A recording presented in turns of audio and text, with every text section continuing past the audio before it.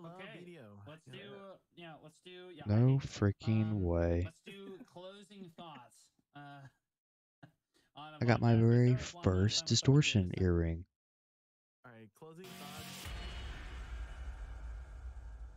Welcome back, YouTube, to another 1 hour grind series. So, today's topic, we're going to be looking at grinding Elvia Saunil and showing you the location, rotations, and any mechanics, and then finally looking at the loot. So, this spot is like the little brother to all of the other Calpheon Elvia grind spots, with pretty much the same loot table, but with a decrease in drop rates of rare items, since this is the lowest gear entry spot for Calpheon. Also, before we get into the video, just a quick disclaimer like my other 1 hour videos, so I don't get roasted with my trash numbers. But this video is geared towards a person who may be checking out the spot for the first time. So your money per hour may be a little less, which does reflect into my numbers. But I will also speak on the potential average money per hour once you get efficient at this spot. Also, I'm not perfect, so if I happen to leave anything out that you think is important for this spot, please let me know down in the comments. And yeah, don't forget to hit that subscribe button, as your support really means a lot to me. We just hit over 200 subscribers, so that's kind of crazy. I mean, the support that I've been getting has just been amazing. So I really appreciate it. But with that being said, let's jump on in. So this spot is going to be in the Elvia server close to Calpheon, which is going to be located right here. And so I'm at this rotation, but there are plenty of rotations throughout this spot here. And Calpheon is right here. So you can see it's not too far. Usually I go to Kepler here to drop off my loot or whatever it may be. And then in order to get into the Elvia realm, there's two different ways of doing that. There's a UI in the top here, which you can't see on my screen, but it's in the top right. You'll click that, and then you can enter that way, or you can go through the main menu, go to Adventure, and then go to Elvia Realm that way. And like I said, there's plenty of rotations at this spot. So I have a picture here that I'll put up on the screen. So thank you to the person on Reddit that created this. Good demonstration of the rotations at this spot. All right, so gear. Let me pull up the Monster Zone info at this spot. And so in order to view your total stats, you're going to click this. And you can see that the total AP is going to be 650, and the total DP is going to be 330, and the soft cap is going to be 813. So yeah, as you can see, for the most part, this is a low gear entry requirement. So mechanics.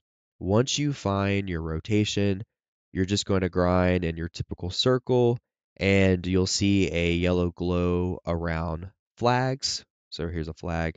And when you enter that area, it's going to give you a 60-second buff to kill the mobs faster, right? And as you're killing the mobs and going back to the flags to get the buff, the flags will randomly get attacked and it will turn red, which you will not be able to get the 60-second buff. And once you kill the enraged Sonal monsters, then another round of monsters will spawn, kind of like a wave system. And eventually a siege tower will appear and you will destroy that. And you just keep killing the mobs. And then eventually the flag will turn yellow again and you'll be able to get your 60-second buff.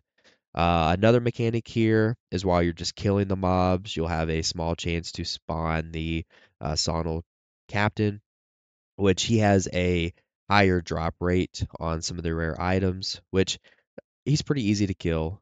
No big issue or no specific mechanics with just killing him.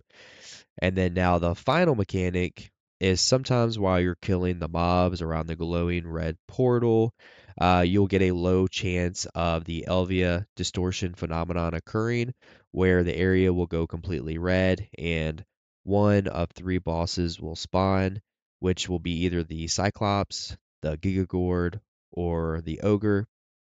And once you kill that, you'll get a 5-minute buff that will kill the monsters even quicker, which I did end up getting this event twice in 1 hour during the 3 hours that I was here, which my last video at Elvia Saunil with the 4 hours that I did there, I didn't even get a single event. So yeah, it just varies on when that event might happen.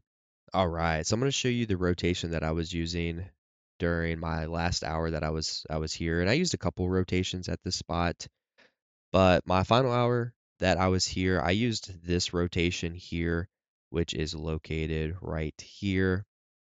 And essentially, the nice thing about this rotation is when you're fighting around the flag and the waves are spawning, as you're waiting for the wave to spawn, you can attack these mobs here, right? So you're still being a little bit more efficient at this spot, right? So essentially a wave would happen, you would kill the wave, and as you're waiting for the next wave to go, you would kill this pack, and then the wave should spawn, you would kill that wave, and then as you're waiting for that to spawn, you would kill this pack, and just so forth, right? So I think it's a pretty good kind of efficient spot. But essentially, there's a pack here, here, here, here. There's a pack, and then yeah, you just kind of go in a circle, right? So all the way around, and then if you're over clearing, you can come back here, and there's a couple packs right here. And yeah, so that's kind of the rotation. I'll also just show you just a quick video of me doing this rotation with one of my live streams. So I'll show you that right now.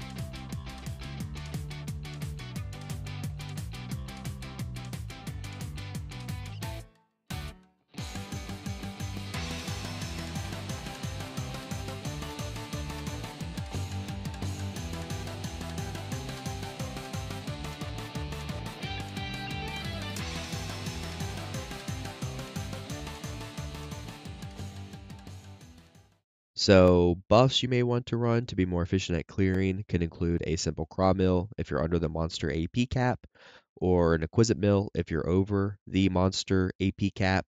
Then you have frenzy drought, tent billet buff, church buffs, Bell's heart, AP monster artifacts with really any PvE lightstone combinations, but with this spot, demi-human damage is going to be important. So if you really want to be efficient, you may stack demi-human damage with your crystal setup and with your lightstones. All right, so let's go over the drops here real quick. So I have the Monster Zone info pulled up here, and the first rare item is going to be the Black Distortion Earring.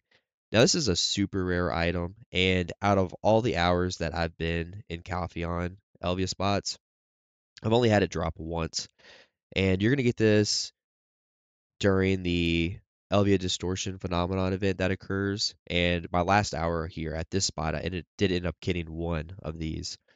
So yeah, extremely rare item that will sometimes drop. And then down below here, you have Ancient Spirit Light, and that's going to help to cleanse this area. So like cleanse this portal, and it'll just give you a buff that you can kill the monsters faster. Then you're going to have the Blackstones here, which is going to be used for enhancing, or you can just sell it on the market, or you can use it to get veil stacks. Then you're going to have the Blessed Soul Fragment, which is again a very super, super rare drop. You can see right here, it's going to sell for close to 5 billion. And yeah, you're never really probably going to get this to drop. And this is going to be used to enhance your Alchemy Stone.